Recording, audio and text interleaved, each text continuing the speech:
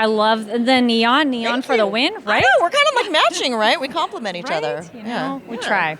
But welcome to WonderCon. How's your con going? Amazing. This is my first convention ever, or as the industry people say, con, is what I'm learning. This is my first con ever. So I'm just observing, soaking it in under this one's wing, you know.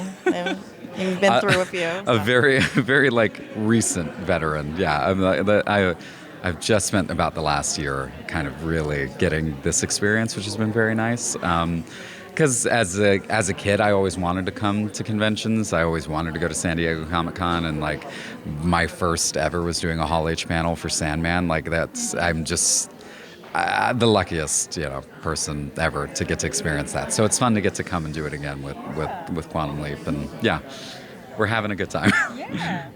Now this reboot of Quantum Leap has more diversity in terms of cast, as well as the people that we get to go into their lives. What has that experience been like for you as an actor? Because, I mean, you're not necessarily the one leaping, sort of, but what has that experience been like watching the show and being part of that kind of representation? Yeah, I'm very proud to be a part of a show that I think has really spread themselves out that way. I think I personally have learned a lot over the course of the first season, just in terms of other people's experiences, and I think also because of the format of the show, because we go into these leaps, we go into different time periods, which are so fun because it gives you, even if it's not me personally in the leap, there's a different approach you can take to sort of each, we have a Western and you can shoot that a certain way, a horror, you can shoot that a certain way. And because we have such a stellar guest cast that is, of all sort of different levels, in terms of experience, but also just like different walks of life. I think that's been really amazing to sort of like help with the show. The guest cast, I think, on our show is really sort of like the star in a lot of ways.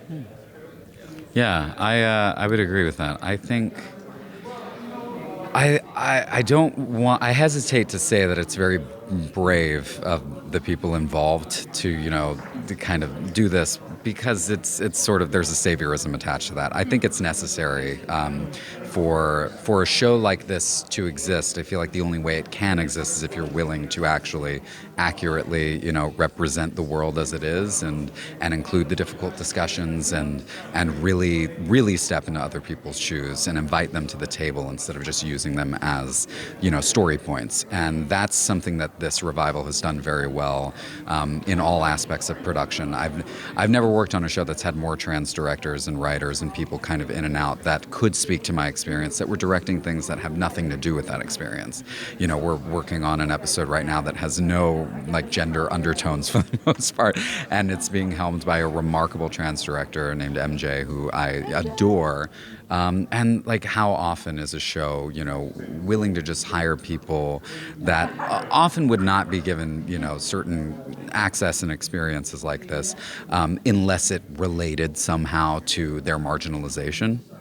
And it's really nice that our show is willing to just like get rid of all of that and be like, no, just invite people to the room, and like let's make a TV show, and let's tell great stories and accurately represent the world as it is, instead of kind of being afraid to talk about topics that are maybe considered, whatever, like the trans episode, the fact that is deemed controversial in today's era is really shocking and depressing in many ways, because it's a human rights issue that shouldn't necessarily be up for debate in such a public sphere by people who actually have no real skin in that game.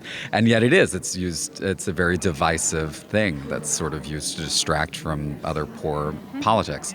And it was really exciting that NBC decided that they were just going to do an episode that kind of put those issues to the forefront, because a couple years ago that probably wouldn't have happened. And hopefully, we'll all be able to look back on this and go like, "Hey, we were on the right side of history," and we got to do something in a time where no one else was taking that kind of a risk. All right, last question of there was something with coffee of a blonde roast and a dark roast. What was that about, and which one do you prefer? Oh yeah, the coffee bit. Do you remember that?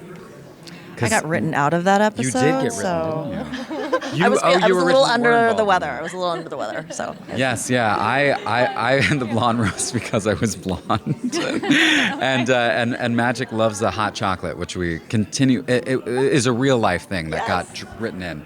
He's obsessed with a midday hot chocolate as a pick me up.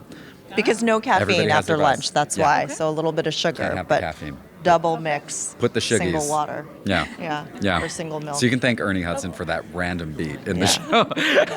Had I been in the episode, Yes. I think I would have gone for. Do you know? I think Jen drinks her coffee black, but I personally drink matcha. So, but I heard a thing once that serial killers tend to drink their coffee black. Yeah. And their victims tend to drink it with milk and sugar. Well, thank you so much and congratulations. Thank you Thank very you. much. Thanks, Karen.